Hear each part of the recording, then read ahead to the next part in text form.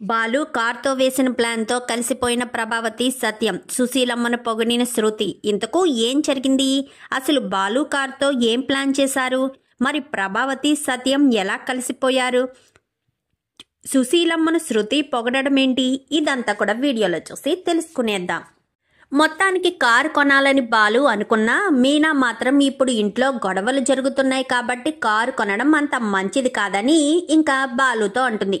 మరి ఇప్పుడు ఏం చేయాలి అనగానే, ఏదో ఒకటి చేసి అత్తయ్యని మామయ్యని కలపండి అని చెప్పనగానే, సరే నువ్వెళ్ళు నేను చూసుకుంటాను అని చెప్పి బాలు కాస్త సుశీలమ్మకు ఫోన్ చేస్తాడు. ఫోన్ చేసి, ఏం చేస్తున్నావు షీలా డార్లింగ్ అని మాట్లాడుతూ డైరెక్ట్ గా సుశీలమ్మ వాళ్ళ ఇంటికి వెళ్ళిపోతాడు. ఏంట్రా నువ్వొచ్చేసావు అని చెప్పాను గాని, ఏ రాకూడదా ఏంటి అని చెప్పాను గాని, అది కాదురా చెప్పకుండా చేయకుండా వచ్చావు, మీనా కూడా వచ్చిందా అని చెప్పనేసరికి, లేదు నిన్ను తీసుకువెళ్లడం కోసమే వచ్చాను అంటూ సుశీలమ్మని కారు ఎక్కించుకుని మరి బాలు రాజమండ్రి తీసుకొచ్చేస్తాడు. తీసుకొచ్చే దారిలోనే మొత్తం విషయం అంతా చెప్తాడు. చీలా డార్లింగ్ ఏదో ఒకటి చేస్తావు కదా, కలిపేస్తావు కదా అని చెప్పాను కానీ, ఇంతకు మించిన వాళ్ళనే కలిపేశానురా, వీళ్ళో లెక్క అయినా నాకు ఆ మాట చెప్తే సరిపోయేది కదా అని చెప్పాను కానీ, నీకు చెప్పకూడదని కాదు అంటూ మాట్లాడుతూ ఉండగానే ఈలోపు మీనా కాస్త ఎదురొస్తుంది. మంచి శకునం రా, నువ్వు అనుకున్నది ఖచ్చితంగా సాధిస్తాము అని చెప్పనేసరికి, ఏంటమ్మా మీనా నువ్వు నన్ను పరాయిదాన్ని చేసేసావా అని చెప్పాను గాని, అదేంటమ్మమ్మ గారు అలా అంటారు, మొన్ననే పుట్టినరోజు చేసుకుని వెళ్లారు, మీ సంతోషాన్ని మేమెందుకు దూరం చేయాలి అనగానే, అంటే నేను పుట్టినరోజుల్లో నాకు నచ్చిన జ్ఞాపకాలని నెమరేసుకుంటూ ఊళ్ళో సంతోషంగా ఉంటే మీరు ఇంట్లో గొడవలు పడుతూ బాధపడుతూ ఉంటారా? అదా నాకు కావాల్సింది. ఎక్కడుంది మీ అత్త ప్రభావతి? ప్రభావతి ప్రభావతి అనుకుంటూ గబగబా లోపలికి వెళ్లేసరికి, అత్తయ్య మీరా ఎప్పుడొచ్చారు, ఎందుకు వచ్చారు అంటూ మాట్లాడేసరికి, నిన్ను 4 మొట్టికాయలు మొట్టడానికి వచ్చాను. ఏంటి పిచ్చి వేషాలు వేస్తున్నావంట? ఎంతసేపు ఆ కొడుకు గురించి ఆలోచిస్తావా? మిగిలిన వాళ్ళ గురించి ఆలోచించవా?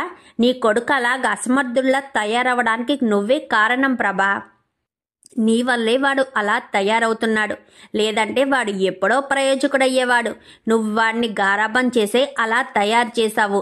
ఇంతకీ ఎక్కడున్నాడు నా కొడుకు సత్యం అనగానే, మేడ మీద ఉన్నారు అని చెప్పనేసరికి, ఆ లమ్మ వచ్చి ఎంతసేపు అయినా గాని వాడు మేడ మీద ఉన్నాడా, వెళ్ళు సత్యాన్ని పిలు అని చెప్పాను గాని, నేనా అని చెప్పి ఆగిపోతుంది. ఏంటే వెళ్ళి నా కొడుకును పిలవమంటే పిలవనంటున్నావు అనగానే, షీలా డార్లింగ్ ఇప్పుడు మా అమ్మ వెళ్ళి నాన్నను పిలిచినా నాన్న కిందకి రాళ్లే, ఎందుకంటే వీళ్ళిద్దరి మధ్య మాటలు లేవు కదా అంటూ బాలు చెప్పడంతో మీనా వంక కోపంగా చూస్తుంది. అదేంటే నేను బాలుతో మాట్లాడుతుంటే నువ్వు మీనా వంక కోపంగా చూస్తున్నావు? మీనా ఏం చేసిందని అని చెప్పాను గానీ, మీనా చెప్పిందనుకుంటున్నావా? మీనా నాకేమీ చెప్పలేదు అని చెప్పి ప్రభావతి సుశీలమ్మ కాస్త చెప్పేసేసరికి, ఉండు నేను వెళ్ళి పిలుచుకొస్తాను అంటూ బాలు అనగానే, అవసరం లేదు నేనే నా కొడుకుని వెళ్ళి పిలుచుకుని వస్తాను అంటూ సుశీలమ్మ కాస్త పైకి వెళ్తుంది. సత్యం ఆలోచిస్తూ ఉంటాడు. ఆలోచిస్తూ ఉండేసరికి, అమ్మా నువ్వా అని చెప్పాను గాని, ఏంట్రా ఏం జరుగుతుందిరా, నువ్వెంత బాధపడుతున్నావేంటి? నేను ఎప్పుడు నీ కంటిక ముందుకు వచ్చినా ఎంతో సంతోషంగా చిరునవ్వుతో నన్ను ఆహ్వానించేవాడివి, ఇప్పుడేంట్రా అలా డల్గా ఉన్నావు అని చెప్పాను గాని, ఏమీ లేదమ్మా అని చెప్పాను గాని, ఏంట్రా నాకు తెలియదనుకుంటున్నావా? నాకన్ని విషయాలు నా మనవడు చెప్పాడురా అని చెప్పాను గాని, బాలు తీసుకొచ్చాడా అని చెప్పనేసరికి, అవును మీరిద్దరూ ఇంత సమస్యతో ఇంట్లో వాళ్ళంతా మీ ఇద్దరు కలవాలని కోరుకుంటున్నారు అనగానే, ప్రభావతి చేసింది తప్పమ్మా, నేను దానితో మాట్లాడలేను అని చెప్పాను గాని, చూడు సత్యం, మనల్ని చూసే మన పిల్లలు పెరుగుతారు అంటారు. ఇప్పుడు మీరు ఈ వయసులో ఇలా గొడవలు పడుతూ ఉంటే, మరి ఇప్పుడిప్పుడే పెళ్లిళ్ళు చేసుకుని లైఫ్లో స్థిరపడుతూ పిల్లల చెల్లెల్ని ఇంకా కనక ముందే ఉన్న వాళ్ళు మిమ్మల్ని ఆదర్శంగా తీసుకుని గొడవలు పడి విడిపోతే అది నీకు సంతోషంగా ఉంటుందా? వాళ్ళు గొడవ పడితే కలపాల్సిన మీరు గొడవ పడి విడిపోవడం ఏంట్రా అని చెప్పాను గానీ, ప్రభావతి ఎన్నో తప్పులు చేసింది కదా, మరి ఈ తప్పుని ఎందుకు నువ్వు అంత సీరియస్గా తీసుకుంటున్నావు అని చెప్పాను గాని, ఎన్నో తప్పులు చేసుండొచ్చమ్మా, కానీ ఇది చాలా పెద్ద తప్పు. మీనా బంగారం అమ్ముకోవడం, గిల్టు నగలు తీసుకొచ్చినందుకు కూడా నాకు బాధగా అనిపించలేదు, కానీ అది వాళ్ళు చేసి కూడా తన వైపే తప్పు ఉందని తెలిసి కూడా మీనా వాళ్ళమ్మని ఇంకా నిన్ను అని చెప్పాను గాని, నన్నునా నన్ను కూడా అంటుందిరా మీ ఆవిడ ఎవరినైనా అనగల సమర్థురాలు. ఆ మాత్రం తెలివితేటలు లేకపోతే నోరిచ్చుకుని పడిపోవడానికి అవకాశం ఉండదు కదా. అవన్నీ మనసులో పెట్టుకోకరా, క్షమించాలి దాన్ని అని చెప్పనేసరికి మీనాని క్షమించాలరా అనగాని, అదేంట్రా సత్యం అలా అంటున్నావు? ఒక అత్తగారుగా ఉండి కోడల్ని క్షమించమని అడగడం ఏంట్రా? అలాంటిది ప్రభావతి అడుగుతుందా? అస్సలు అడగదురా అని చెప్పాను. కానీ ఖచ్చితంగా అడిగి తీరాలమ్మా. మీనాని ఎన్ని మాటలు అంటుందనుకుంటున్నావు? మేమిద్దరం విడిపోవడానికి కారణం మీనా అంటుంది. ఇప్పుడు మీనా కడుపు చల్లగా ఉందా, నీ కళ్ళు సంతోషంగా నిండిపోయిందా అంటూ మాట్లాడుతుంది. ఏం చెప్పాలి అమ్మా, ప్రభావతి మాటలు కంతు అదుపు లేకుండా ఉంటుంది. నరం లేని నాలిక కదా, ఏ మాట అయితే ఆ మాట ఎటు పడితే అటు తిప్పేస్తూ మాట్లాడుతూ ఉంటే మీనా మాత్రం బాధపడదా? తన మాత్రం ఎన్నని తట్టుకుంటుంది, ఎన్నని భరిస్తుంది. ఇంకా మీనాకు చాలా ఓపికమ్మా.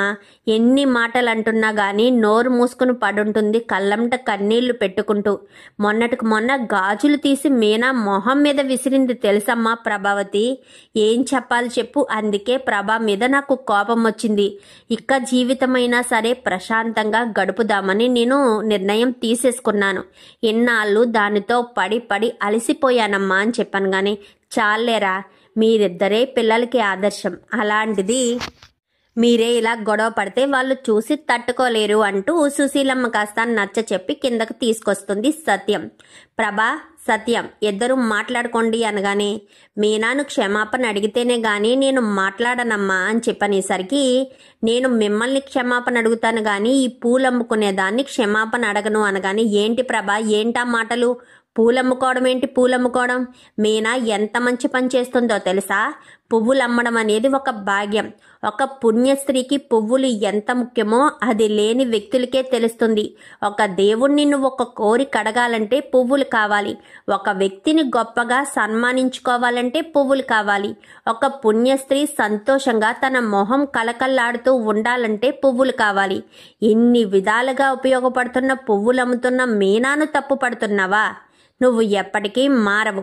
సత్యం మాట్లాడకుండా ఉండడమే మంచిది అనగానే, శీలాడాలింగ్ ఏంటి శీలాడాలింగ్ అని చెప్పాను. కానీ మీ అమ్మ ఏంట్రా ఇలాగా అని చెప్పనేసరికి, సరే మాట్లాడు అమ్మా, క్షమాపణ చెప్పు అనగానే, నేను చెప్పనురా అంటూ ప్రభావతి వెళ్ళిపోతుంది. ఏదో ఒకటి చెయ్యాలిరా అని చెప్పనగానే, అమ్మ మనసు అంతే కదా, నాన్నని ఏదో రకంగా అమ్మ మీదకి కొంచెం ప్రేమ మళ్ళీ మాట్లాడేటట్టు చెయ్యాలి అనగానే, సర్లే అమ్మ మీనా వెళ్ళి కాఫీ తీసుకురా, కాఫీ తాగుతూ ఏదో ఒకటి ఆలోచన చేస్తాను అని చెప్పనేసరికి, సరే షీలా డార్లింగ్ నాకు పనుంది, ట్రిప్కు వెళ్తాను అని చెప్పనేసరికి, ఏమన్నావు అని చెప్పాను. కానీ ట్రిప్కు వెళ్తాను అని చెప్పాను కానీ ఆలోచన వచ్చిందిరా అని చెప్పనేసరికి, ఏంటి షీలా డార్లింగ్ అని చెప్పాను. కానీ రేపు ఉదయం చెప్తాను. రేపు ఉదయాన్నే నువ్వు ఎలాంటి ట్రిప్స్ పెట్టుకోవద్దు. మీ అమ్మని, నాన్నని, నన్ను, మీనాని మనం 5గురం కూడా గుడికి బయలుదేరదామని చెప్పాను. కానీ గుడిలో వాళ్ళిద్దరినీ కలుపుతావా అని చెప్పనేసరికి, రేపొద్దుట నీకు ప్లాన్ చెప్తాను కదా, వాళ్ళిద్దరినీ ఎలా కలుపుతానో నువ్వు నేను చెప్పినట్టు ఫాలో అయిపో అనగానే, సరే షీలా డార్లింగ్ నేను. అమ్మ మీనా ఏం వంట చేస్తున్నావు అని చెప్పాను. కానీ ఇది చేస్తున్నానమ్మమ్మ అని చెప్పాను. కానీ నేను వస్తాను అనగానే, మీరెందుకు అమ్మమ్మ, మీరు కూర్చోండి మాట్లాడుతూ ఉండండి, నేను ఇక్కడి నుంచి సమాధానం చెప్తాను అని చెప్పి మీనా కాస్త చకచకా వంట చేస్తుంది. ఎంత ఓపిక అమ్మ మీనా నీకు అని చెప్పనేసరికి ఇంకా ఇద్దరు మాట్లాడుకుంటారు. రాత్రికి అందరూ కూడా చక్కగా కూర్చుని భోజనాలు చేస్తూ ఉంటారు. ప్రభా, రేపు ఉదయాన్నే గుడికి వెళ్ళాలి, ఎక్కడికి వెళ్ళకు అని చెప్పనేసరికి సరే అని. సత్యం గుడికి వెళ్ళాలి అని చెప్పాను. కానీ సరే అని చెప్పనేసరికి, వాళ్ళు మాత్రమే గుడికి వెళ్ళాలా అని చెప్పాను. కానీ అవును వాళ్ళు మాత్రమే వెళ్ళాలి, మిగిలిన వాళ్ళకి ఏ పనులుంటే ఆ పనులు చూసుకోండి అని చెప్పి సుశీలమ్మ కాస్త చెప్తుంది. చెప్పేసేసరికి సర్లే అని మరుసటి రోజు ఉదయాన్నే మీనా ఉదయాన్నే లేచి గుళ్ళో కన్నేసరికి, అమ్మ మీనా ప్రసాదం చెయ్యమ్మా, గుడిలో కొంతమంది భక్తులకైనా ఇద్దాము అని చెప్పనేసరికి, సరే అమ్మమ్మ అని చెప్పి గబగబా మీనా ఒక క్యాన్ నిండా ప్రసాదం చేస్తుంది. ప్రసాదం చేసేసరికి ఇంకా సత్యం రెడీ అయ్యి కిందకొస్తాడు.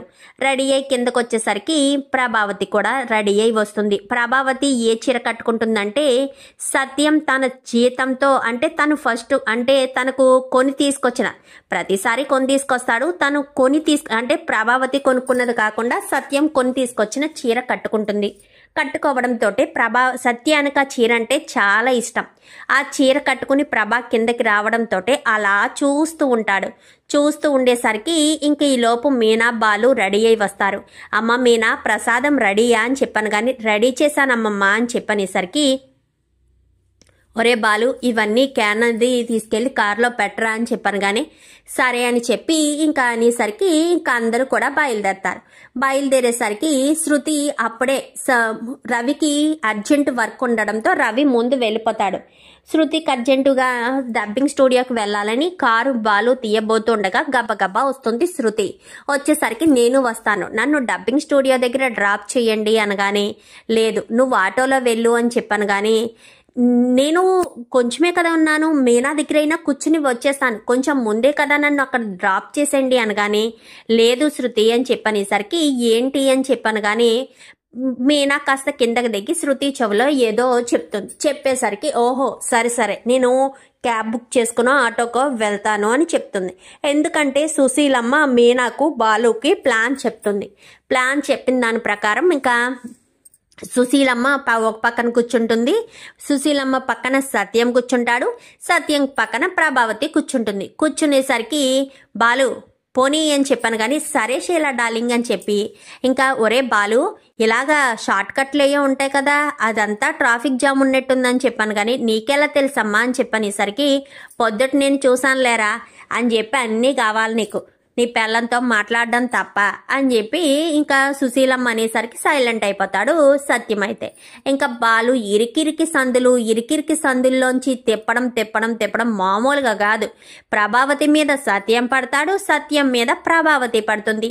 ఇంకా ఇద్దరు కూడా ఒకరి మీద ఒకరు పడి పడేసరికి ఒరే బాలు ఏంట్రా తీసుకెళ్లడము, మలుపులు తీసుకెళ్తున్నావు, ఎవరెవరో వచ్చి మీద పడుతున్నారు, చాలా ఇబ్బందిగా ఉంది అని చెప్పాను, కానీ సారీ నాన్న ఈ రూట్లన్నీ ఇలానే ఉంటాయి, ఇరికిరికి సందులు కదా అన్నీ ఇబ్బందిగానే ఉంటాయి, ఏం కాదు నాన్న అంటూ ఇంకా మాట్లాడేసరికి సర్లే అని చెప్పి ఇంకా సుశీలమ్మ కాస్త ఒక పక్కన కూర్చుని గట్టిగా పట్టుకుని ఉంటుంది.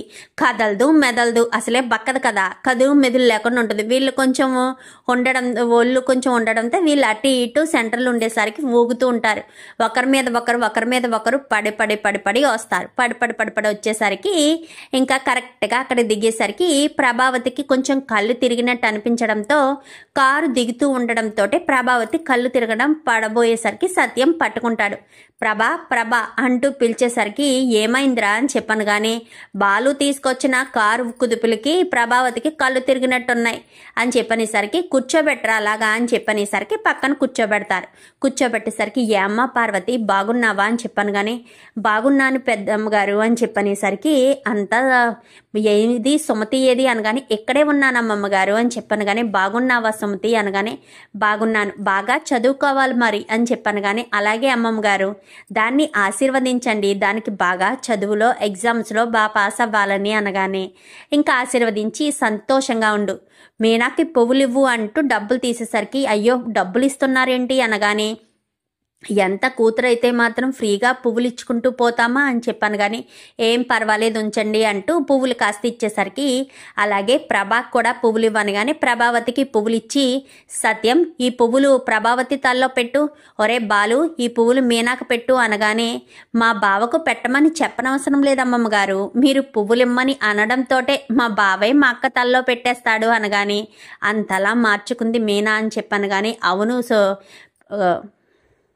అవును పార్వతి నిజంగా వాళ్ళిద్దరూ చాలా సంతోషం అనిపిస్తుంది, ఎందుకంటే ఇద్దరు ఒకరంటే ఒకరికి అంత ఇష్టం కాబట్టి ఇద్దరూ కలిసి ఉండాలి అని కోరుకుంటారు అని చెప్పాను, కానీ సరే అని చెప్పి ఇంకా లోపలికి వెళ్ళిన తర్వాత అమ్మ మీనా ప్రసాదం అనగానే తీసుకొచ్చాను అనేసరికి కప్పులు తీసుకురా సుమతి అనగానే కప్పులు వెళ్ళి తీసుకొచ్చేసరికి లోపలికి వెళ్ళాక పూజారి గారి దగ్గర అమ్మవారి దగ్గర పెట్టండి ఈ ప్రసాదాన్ని అనేసరికి ఈ ప్రసాదం దాన్ని పెట్టి మళ్ళీ వాళ్ళు కొంచెం అక్కడ తీసుకుని మిగిలిన ప్రసాదం ఇచ్చేసరికి ఒరే సత్యం ప్రభ ఇద్దరు కలిసి ప్రసాదము అందరికీ పంచిపెట్టండి, వచ్చిన భక్తులందరికీ పంచిపెట్టాలి అని చెప్పనేసరికి నేనా అని చెప్పాను. కానీ మీరే ప్రభా నువ్వు కప్పులివ్వు, సత్యం నువ్వు ప్రసాదం వెయ్యి అని చెప్పి ఇద్దరిని కూడా ఒక చోట కూర్చోబెట్టి ఇద్దరికి కూడా ప్రసాదం పని చెప్తుంది.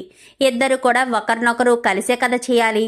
సో ఇద్దరు కూడా పక్క పక్కన నిలబడి ప్రసాదం ఇస్తారు. ఏంటి మీరు కొత్తగా ఇస్తున్నారా అనగానే మొక్కేమన్నా మొక్కుకున్నారా అని చెప్పనేసరికి అవును అని చెప్పి ప్రభావతి చెప్తుంది. చెప్పిన తర్వాత ఇంకక్కడ గుడి అయిపోయిన తర్వాత బయలుదేరి ఇంటికి బయలుదేరతారు. బయలుదేరేసరికి నేను ఆటోలో వస్తాను రా అని చెప్పాను. కానీ ఏంట్రా ఆటోలో వస్తానంటున్నావు, ఎక్కువ అని చెప్పి గట్టిగా గసురుతుంది. ఇంకా సుశీలమ్మ అయితే గసిరేసేసరికి సుశీలమ్మ గసరడంతో మళ్ళీ ఎక్కుతారు. ఎక్కి అటు ఇటు కుదుపుకుంటూ మళ్ళీ ఇంటికి వచ్చేసరికి సత్యానికి ప్రభావతికి ఇంకా వీళ్ళ ఇద్దరి మధ్యలో అటు ఇటు పడడంతో ఇద్దరి మధ్య చనువు ఏర్పడి ఇద్దరు ఒకరినొకరు చూసుకుని నవ్వుకుని సిగ్గుపడడం జరుగుతుంది. ఇంటికి వచ్చేసరికి ప్రభావతికి మళ్ళీ కళ్ళు తిరిగినట్టు, అక్కడ కళ్ళు తిరుగుతాయి, ఇక్కడ కళ్ళు తిరగవు, కావాలనే కళ్ళు తిరిగినట్టుగా నాటకం ఆడి సత్యం దిగేసరికి ప్రభావతికి కళ్ళు తిరిగినట్టుగా పడబోయేసరికి సత్యం పట్టుకుని లోపలికి తీసుకొస్తాడు. తీసుకొచ్చేసరికి అమ్మ మీనా నాకు మీ అత్తగారికి కాఫీ తీసుకురా, మా అమ్మకు కూడా తీసుకురా అని చెప్పనేసరికి అలాగే మామయ్య అని చెప్పనేసరికి ఈలోపు ప్రభావతికి ఎక్కడి నుంచి ఓపుకొస్తుందో లేచి గబగబా ఒక గ్లాసును మంచినీళ్ళు తెచ్చి మంచినీళ్ళు తీసుకోండి అని చెప్పనగానే సత్యం ఏం మాట్లాడుకోకుండా తీసుకుంటాడు. తీసుకునేసరికి అప్పటికే శృతి, రోహిణి వీళ్ళంతా కూడా ఇంటికి వస్తారు. మధ్యాహ్నం భోజనానికి అందరినీ ఇంటికి రమ్మని చెప్తుంది సుశీలమ్మ. అయితే ఇంటికి వచ్చేసరికి అది చూసి సంతోషపడిపోతారు. వావ్ సూపర్, ఆంటీ అంకుల్ మాట్లాడుకుంటున్నారే అని చెప్పనగానే ఇదంతా షీలా డార్లింగ్ వల్లే అమ్మ నాన్న మాట్లాడుకుంటున్నారు డబ్బడమ్మా అని చెప్పనేసరికి నువ్వు సూపర్ గ్రాని, నిజంగా నీలాంటి వాళ్ళు ఒకళ్ళు ఉండాలి. రవి నేను మాట్లాడుకోవడం మానేసి గొడవ పడ్డామే అనుకోండి, ముందుగా మీ దగ్గరికే వచ్చేస్తాను నేను అనగానే ఎందుకమ్మా గొడవలు పడడం అని చెప్పాను. కానీ ఊరికినే రవి కోప్పడతాడు ఆంటీ గ్రాని, ఏమంటే దానికే కోప్పడతాడు, మళ్ళీ సారీ రవియే చెప్తాడనుకో అని చెప్పాను. కానీ వాడికి నువ్వంటే ఇష్టం కదా, అందుకే వాడు అలా అంటాడు. నువ్వు ఏం చెప్పినా వాడు చేస్తాడంట కదా, నువ్వు నైటీ వేసుకోమని చెప్పినా వాడు వేసుకున్నాడంట కదా అనగాని నానమ్మ నీకు ఈ విషయం అని చెప్పనేసరికి మీ బాలు అన్నీ చెప్పాడు లేరా అని చెప్పనేసరికి అన్నయ్య అని చెప్పాను. కానీ నేనే చెప్పాను లేరా నైటీలు వేసుకునేవాడా అని చెప్పాను. కానీ చూడు నానమ్మ ఎలా పిలుస్తున్నాడో, మొన్నటి వరకు లేచిపోయినోడా అని పిలిచేవాడు, ఇప్పుడు నైటీలు వేసుకునేవాడా అని పిలుస్తున్నాడు. నలభేమా అని అన్నయ్య నోటంటే ఎప్పుడు వింటానా అని ఎంతగానో ఎదురు చూస్తున్నాను, అది పిలవాలంటే కొంచెం టైం పడుతుంది లేరా అని చెప్పనేసరికి సర్లే మొత్తానికైతే అమ్మా నాన్నను కలిపావు కదా అని చెప్పాను. కానీ మీరు చాలా గ్రేట్ గ్రానీ అని చెప్పాను. కానీ ఎంతో మందిని కలిపానే మనవరాల. ఊళ్ళో వాళ్ళు మొగుడు పేలాలిద్దరూ ఎన్నో గొడవలు పడ్డ వాళ్ళందరూ విడిపోతారా ఏంటి, విడిపోనిస్తామా? భార్యాభర్తల బంధం అంటే కలిసి పెళ్లి చేసుకోవడం, కొన్ని రోజులు కాపురం చేసి విడిపోవడమేనా? ఒక్కసారి ఒక మనిషిని నమ్మి చెయ్యి పట్టుకుంటే చావు వాళ్ళిద్దరినీ వేరు చెయ్యాలే తప్ప మరి ఏ కారణం వాళ్ళిద్దరినీ వేరు చేయకూడదు. కొంతమంది అయితే చావులో కూడా వాళ్ళిద్దరూ వేరు కారు, ఎంతో మంది ఉన్నారు అని చెప్పనేసరికి అవును షీలా డార్లింగ్ అని చెప్పి మాట్లాడతారు. అవును నానమ్మ, అవునమ్మమ్మ, పిల్లలు పుట్టేటప్పుడు చాలా నొప్పి వస్తుందా అని చెప్పాను. కానీ చూడు మనవరాలా, నీకే కాదు ముగ్గురికి చెప్తున్నాను, పిల్లలు కనేటప్పుడు నొప్పులు ఉంటాయి, బాధలు ఉంటాయి, అలాగే ఏం తిన్నా కూడా పడకపోవడము ఉంటుంది. కానీ ఆ బిడ్డకు జన్మనివ్వడం అనేది ఎంతో సంతోషాన్ని కలిగిస్తుంది. మనం 9 నెలలు ఎంతో కష్టపడి బిడ్డను మోస్తామా, బిడ్డ ఎప్పుడైతే బయటకు వచ్చి మన కంటి ముందుకి మన చేతి స్పర్శకు తగులుతుందో అప్పటి వరకు పడ్డ కష్టం, అప్పుడు వరకు పడ్డ బాధ మొత్తం దూరం అయిపోతుంది. అదే తల్లి హృదయం అంటే. బిడ్డల్ని కనడం కూడా ఒక అదృష్టం తెలుసా మనవరాలా అని చెప్పనేసరికి అవునా గ్రాని, సరే రవి మనం ఎప్పుడు పిల్లలు కందామని చెప్పనేసరికి రవి కాస్త సిగ్గుపడతాడు. ఒసే ఏంటా మాటలు అని చెప్పి నవ్వుకునేసరికి తప్పేముంది గ్రాని, పిల్లలు ఎప్పుడు కందామని అంటున్నాను రవిని అనగానే తర్వాత చూద్దురుగాని లేవే అని చెప్పి అనేసరికి, అవును మధ్యాహ్నం భోజనానికి ఇంటికి రమ్మన్నారు, ఇంటి దగ్గర ఏం రెడీ చేసావు మీనా అని చెప్పాను. కానీ మీనా ఏం రెడీ చేసింది, వచ్చింది ఇప్పుడే. వెళ్ళాలి అనుకుంటే అందరం కలిసి బయట ఎక్కడికైనా ఫుడ్కి వెళ్ళాలి అని చెప్పాను. కానీ సరే అయితే అందరూ కలిసి బయటికి డిన్నర్ లంచ్ చేయడానికి వెళ్దాము అని చెప్పి శృతి అంటుంది. అయితే పదండి, 2 కార్లు ఉన్నాయి కదా, 2 కార్లోని అందరూ సరిపోతాం కదా అని చెప్పాను. కానీ అందరూ సరిపోతాము, పదండి అయితే అని చెప్పి ఇంకా నలుగురు కూడా అందరూ కూడా బయలుదేరేసరికి ఈ లోపు కామాక్షి రానే వస్తుంది. ఏంటి కామాక్షి అని చెప్పాను. కానీ ఎక్కడికో వెళ్తున్నట్టున్నారు పిన్ని గారు అని చెప్పాను. కానీ మేమంతా భోజనానికి బయటికి వెళ్తున్నాము, నువ్వు రా అని చెప్పనేసరికి కారు సరిపోతుందా అనగానే సరిపోతుంది రా కామాక్షి అని చెప్పి మీనా బాలు వాళ్ళ కారులోనేమో ప్రభావతి, సత్యం, సుశీలమ్మ కూర్చుంటారు. ఇంకా మనోజ్ రోహిణి కారులోనేమో శృతి, రవి, కామాక్షి కూర్చుంటారు. అందరూ కలిసి బయటికి వెళ్ళి చక్కగా పెద్ద టేబుల్ ఏర్పాటు చేయించుకుని గుడికి వెళ్ళొచ్చారు కదా, అందుకని వెజ్జే తింటారు. అంతా కూడా ఎంతో చక్కగా కలిసి ఒకరికొకరు తినిపించుకుంటూ, అంటే భార్యాభర్తలే కదా అందరూ ఉన్నారు, అందరూ ఒకరికొకరు తినిపించుకుంటూ ఎంతో సంతోషంగా ఉంటారు. మా రంగా కూడా ఉంటే బాగున్ను పిన్ని గారు, మా రంగా కూడా చక్కగా తినిపించేదాన్ని. చూసావమ్మా శృతి, భార్యాభర్తల బంధం అంటే వేళ్ళది, పిల్లలు లేకపోయినా భర్త మీద ప్రేమ పోదు అనగానే, అవును మా మామ అంటే మా అత్తకు చాలా ప్రేమ, రకరకాల వంటలు చేస్తూ మా మామని ఎప్పుడూ ఇబ్బంది పెడుతూనే ఉంటుంది అనగానే, అదొక రకమైన ప్రేమరా. ఆ ప్రేమ లేకపోతే వాళ్ళు పిల్లలు లేకపోయినా ఇన్ని సంవత్సరాలు కలిసి ఉంటారా? పిల్లలు పుట్టలేదని పుట్టింటికి పంపేసి మరొక పెళ్లి చేసుకునే మగవాళ్ళు ఎంతో మంది ఉన్నారు. నిజంగా కామాక్షి, రంగా కూడా ఒక రకంగా ఆదర్శ దంపతులే అని చెప్పి మాట్లాడేసరికి, అవునవును అని చెప్పి ఎంతో సంతోషంగా మీనా అలా చూస్తూ ఉంటుంది. ఏంటమ్మా మీనా అని చెప్పాను. కానీ మీరు నిజంగా చాలా గ్రేట్ అమ్మమ్మ, మీరే కనుక రాకపోయి ఉంటే అత్తయ్య మామయ్య కలిసేవారు కాదు, ఇలా వాళ్ళిద్దరూ కలవడం మాకు ఎంతో సంతోషాన్ని ఇచ్చింది అని చెప్పి ఇంకా ఎంతో సంతోషపడుతూ ఉంటారు. ఇదంతా మా పూలమ్ముకునే పూలగంప వల్లే జరిగింది, ఏదో రకంగా అత్తయ్యని మామయ్యని కలపండి అని అంది.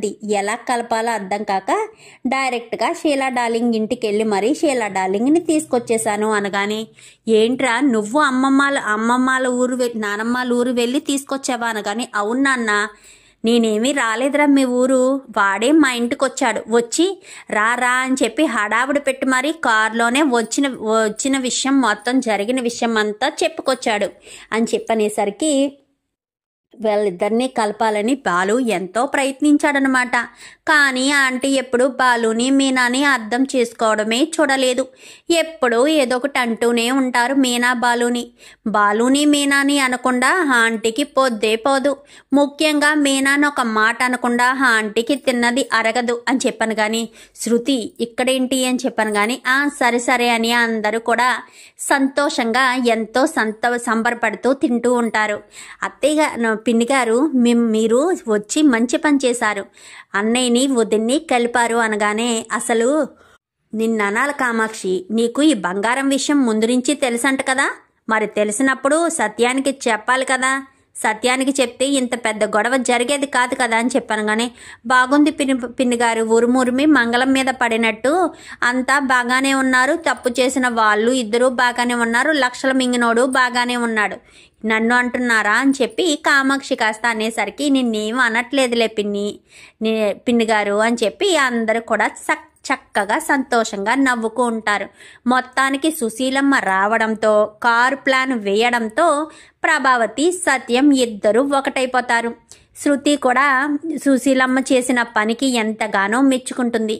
చూద్దాం మరి రాబోయే ఎపిసోడ్స్లో ఇలాగే జరిగి ప్రభావతి, సత్యం ఇద్దరు కలిసిపోవాలని మీరు కూడా కోరుకుంటే వీడియో నచ్చితే లైక్ చేసి ఛానల్ని సబ్స్క్రైబ్ చేసుకొని పక్కనే ఉన్న బెల్ సింబల్లో ఆల్ పై క్లిక్ చేయండి. ఎలా చేయడం వల్ల మేము పెట్టే ప్రతి వీడియో నోటిఫికేషన్